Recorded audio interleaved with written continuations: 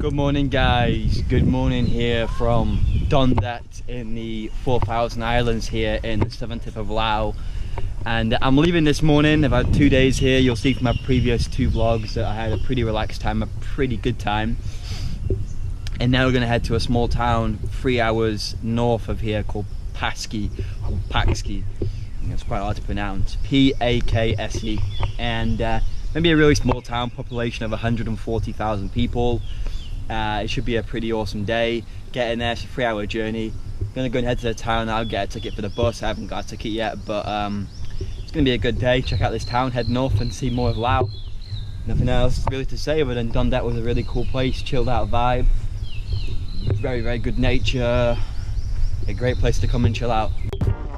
I just find being in the developed world fascinating because all these young locals, they've all got smiles on the face. All the adults have smiles on the face, but they don't really have conventional things like schools and education and that kind of stuff. They pretty much have nothing. But you know, they all seem to be pretty happy, and I don't know, they don't know any better than what they've got, and it's just fascinating because they haven't got much and they're all content with that. Examples like that, people they just don't have any idea what the Western world is. They've no idea of it, of being in a rich, developed country.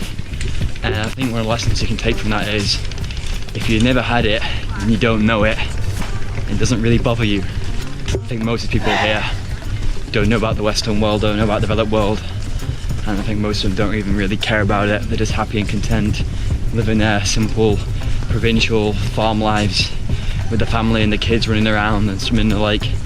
And for the most part, none of them really care about any of the noise that we have in the Western world. Ticket purchased, no dramas, 60,000 kip, $7, 3-hour journey. Boom, cheap as chips.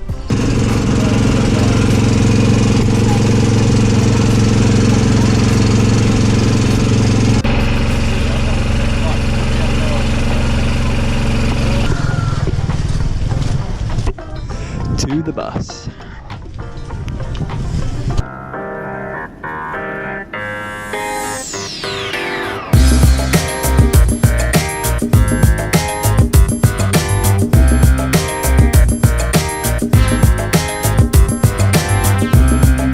Off the bus now in Pakse, and I'm going to find my hostel. It's about 100 meters from here. The place is really sleepy, like ghost town, and most backpackers don't stay here. They just tend to get the bus straight out of here and leave. You know, I can see why. Alright, well, found the accommodation. This cost me about $6-7 US per night. It's called the Chateau Hostel, just in there. Really, really nice hostel apparently for just, what, $7?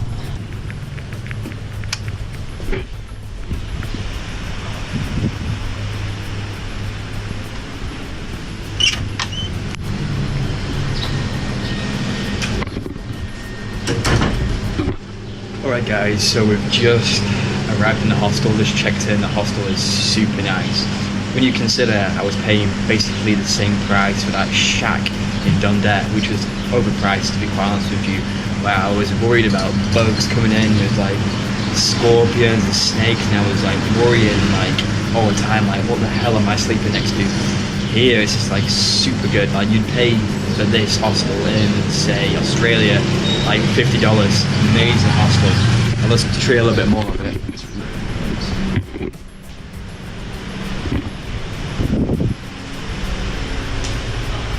Guys, so that's one of the nicest hostels I have stayed in.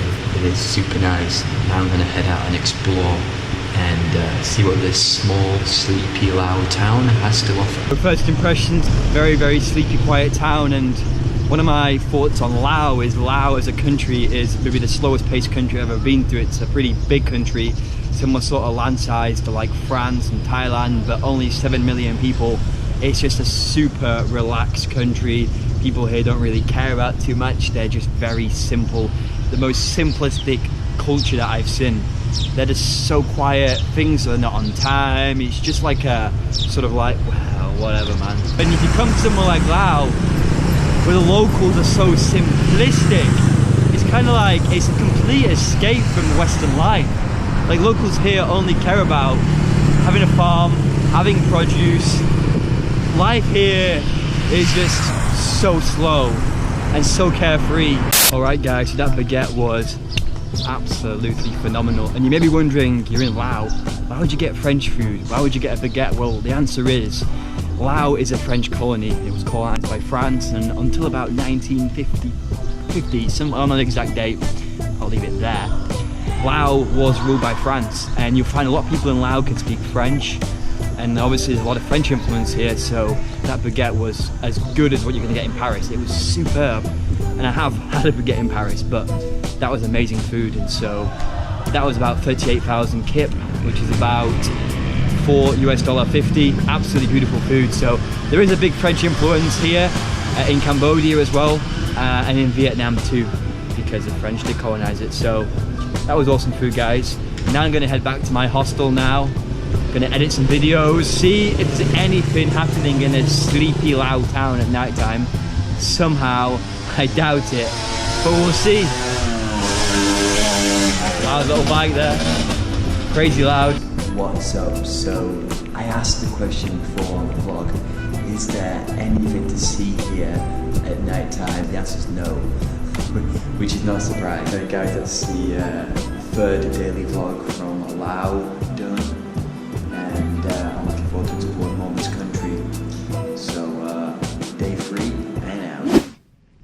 So I've got to say, the locals in Laos drive much more carefully than the Cambodians.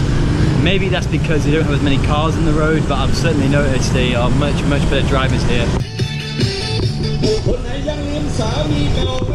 Shall we call that the Lao radio? I don't know. Here's the Kisom monument to fallen heroes, and I would go and check it out, but the whole park is locked, gated up. I don't really understand why it's gated up. I mean, and it would be nice to go and see that, but it looks like it's completely gated off from the public, so you can't see it. The park looks like it's not been well maintained. There's loads of trash around it, so I don't know. That's a little bit strange. Anyways, the Chinese temple down there, have a look at that, see what the Chinese temple's all about. I actually walked past it before, looked pretty nice. How much for 5? Thank you.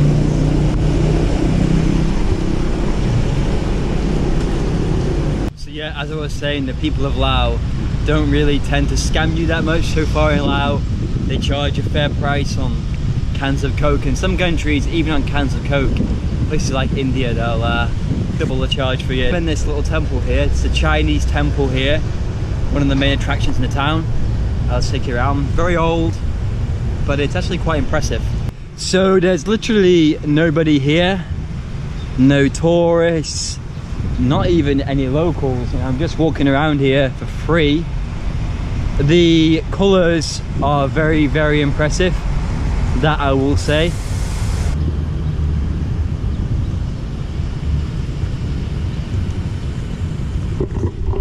Alright, this is like a random temple that I just come across. Not really impressive, it's not really well maintained, but the colours are pretty beautiful. So now I'm going to head to what is the main attraction in the whole town. It is the big golden Buddha on top of a hill. I'm going to get a tuk-tuk to the top. It's about 8 kilometers from where I am right now. I would walk, but it's too hot, and I feel a little bit sick, which is quite rare. I very rarely feel sick when I'm walking around in a hot country. But anyway, so we're going to head there right now, and this is going to be an absolutely amazing view. But just walking around this town this morning has been pretty cool. I've really enjoyed walking around it. So the audio kind of messed up here, so basically what I was trying to say was I threw up on the toilet. I was like sick. I think it was heat exhaustion, although I'm not 100% sure, but I threw up once and I was fine after that. On this clip, you can barely hear me because the rain was just extremely torrential. But basically what I'm saying here is, wow, this is the most extreme rain that I have ever seen before. Check it out. Can you hear me? Probably not. Insane, tropical thunderstorm, rain, just brought the units down, and now it's bearable, just stand around. So actually rained for the remainder of the day, like literally thunderstorms till nearly 7 p.m. So I didn't get to see that beautiful temple and show you guys the main attraction in this town, which is a shame. But now I'm going to catch the bus to the capital, VN10. Cost me 165,000 kip. It's a sleeper bus, it's an overnight bus. And then I vlog my whole journey there, and we'll see how bouncy it is, how rickety it is, how rough it is, but I'm sure we'll make it to VN10 in one piece. Okay, keep going.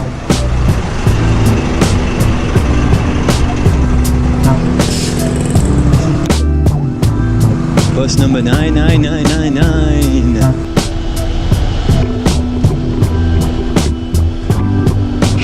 Bus, you end up with somebody you don't know. Yeah, it was just down, like this way in Vietnam they have like better night buses.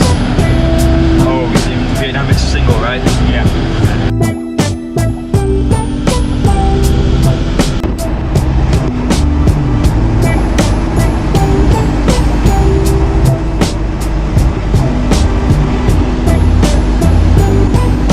It's good morning here from the capital of Laos, VN10. And the overnight bus journey was okay. It was rough. The roads here in Laos are super rough, just bouncy. I was basically bouncing around all night. I managed to get about maybe 4 hours a week sleep. Maybe that was all I got. So, but I mean, we're here, safe and sound. Just checked in, gone for a walk. So now I'm gonna explore VN10. So been a pretty cool last couple of days. I haven't really created much content on this vlog because I was in very quiet places, but I'm still going to upload it because I've committed to daily vlogging in Laos. Committed. Alright guys, thanks for watching. Stay tuned, more to come from Laos. Peace out.